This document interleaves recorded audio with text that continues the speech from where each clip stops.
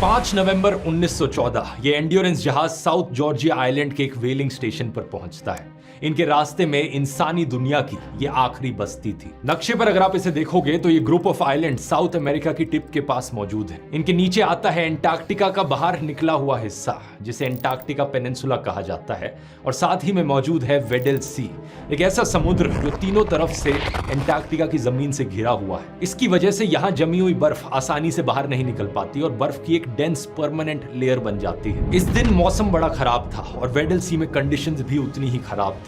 वहां मौजूद लोग शैकल्टन से कहते हैं कि इस मिशन को टाल दो, डिले कर दो, नहीं तो इन कंडीशंस में वहां जाना बहुत ज्यादा रिस्की होगा। लेकिन शैकल्टन अपनी जिद पर अड़े रहे। उन्होंने कहा कोई फर्क नहीं पड़ता, हम आगे चलते रहेंगे। 5 दिसंबर 1914 एंड्योरेंस का जहाज आगे बढ़ता रहा, लेकिन जल्द ही वही हुआ जिसका डर था। वेडल सी में बर्फ उम्मीद से कई गुना ज्यादा भारी और डेंस निकली, लेकिन फिर भी शैकल्टन आगे बढ़ते रहे। 18 जनवरी 1915 कुछ समय तक बर्फ के किनारे किनारे चलने के बाद यह जहाज पूरी तरीके से बर्फ में फंस गया।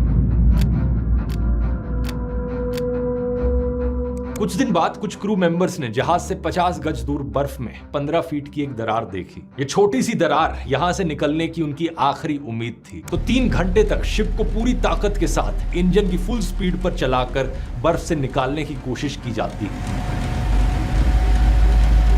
लेकिन ये शिप 1 इंच भी नहीं हिलती। क्रू मेंबर्स जहाज से बाहर निकलकर आरी, कुल्हाड़ी और छेनी से बर्फ काटने की कोशिश करते हैं, मगर नाकाम रहते हैं। धीरे धीरे ये जहाज जिस बर्फ की चट्टान में फंसा था वो बहते बहते जमीन से और दूर जाने लगी। एंटार्क्टिका की जमीन पर वो पॉइंट जहां क्रू को लैंड करना था उसका नाम था वासेल बे। लेकिन ये बर्फ में फंसा जहाज धीरे धीरे अब और दूर जा रहा था, इससे 60 मील दूर पहुंच गया। दिक्कत यह थी कि इस बर्फ के टुकड़े के बीच और वासेल बे के बीच में फिर भी कुछ पानी मौजूद था, तो क्रू अपने जहाज से उतरकर पैदल चलकर वहां तक नहीं जा सकता था। लेकिन दूसरी तरफ बर्फ में फंसे होने के कारण जहाज भी हिल नहीं पा रहा था। जहाज को निकालने की इस कोशिश में देखते देखते हफ्ते, महीने बीतते जाते हैं।